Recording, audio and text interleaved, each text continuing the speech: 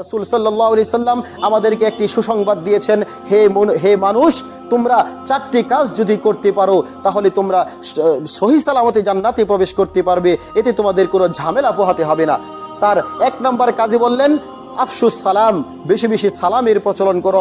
দুই নম্বরে বললেন তুতঈমুত তাআম, তুমি সুযোগ পেলেই মানুষকে খাদ্য খাওয়াবে, মানুষকে খাদ্য দান করবে, স্বাভাবিকভাবে তোমার প্রতিবেশীদেরকে তুমি দাওয়াত খাওয়াবে, এতে তোমার ভ্রাতৃত্ববোধ বেড়ে যাবে। আর যারা অনাহার, যারা ফকির মিসকিন, তাদেরকে খাদ্য দান করবে, এতে আল্লাহ পাক সন্তুষ্ট হবেন। তিন নম্বরে আল্লাহ রাসূল সাল্লাল্লাহু আলাইহি ওয়াসাল্লাম বললেন ওয়াসিলুল আরহাম, তুমি তোমার আত্মীয়তার সম্পর্ককে রক্ষা করার জন্য সর্বদা চেষ্টা করবে। সেটা বিভিন্ন মাধ্যম হতে পারে।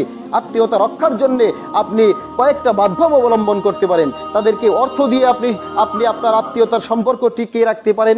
কথাবার্তা দেওয়ার মাধ্যমে, কথাবার্তা বলার মাধ্যমে আপনি আপনার আত্মীয়তার সম্পর্ককে টিকিয়ে রাখতে পারেন, অথবা দেখাশোনা করার মাধ্যমেও আপনি আপনার আত্মীয়তার সম্পর্ককে অটুট রাখতে পারেন।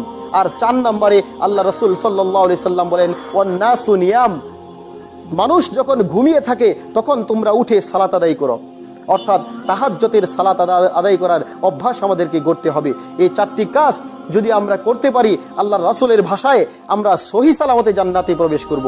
তাদখুলুল জান্নাতা বিসসালাম, শান্তিতে নিরাপদে আমরা জান্নাতে চলে যাব। বলেন সুবহানাল্লাহ।